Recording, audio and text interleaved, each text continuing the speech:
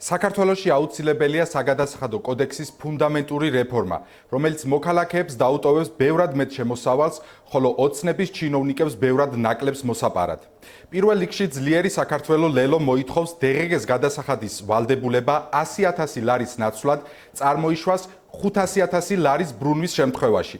ეს ცვლილება ბიუჯეტისათვის იქნება მცირე დანაკლისი, ხოლო მნიშვნელოვანი შვება იქნება მცირე და საშუალო ბიზნესისათვის.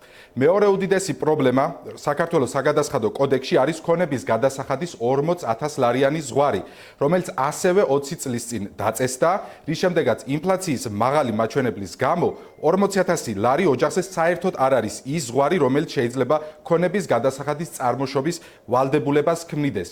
ბევრად რაციონალური იქნება ქონების გადასახადის ზღვარი 40,000 ლარიდან გაიზარდოს 100,000 ლარამდე.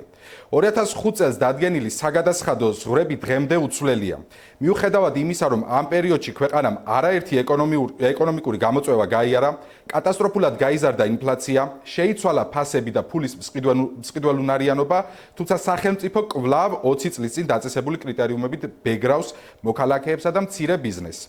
ქართული ოცნება მაქსიმალურად ცდილობს მოქალაქეების ჯიბეებიდან ამოიღოს მილიონობით ლარი, რომელიც მერე კორუფციული სქემებით იხარჯება და ოცნების მაღალჩინოსნებს და მათთან დაკავშირებულ პირებს ამდიდრებს. საქართველოს საგადასახადო პოლიტიკა არის მოძველებული და ვერ პასუხობს ვერც მცირე და საშუალო ბიზნესის და ვერც საქართველოს მოქალაქეების გამოწვევებს. გმადლობთ.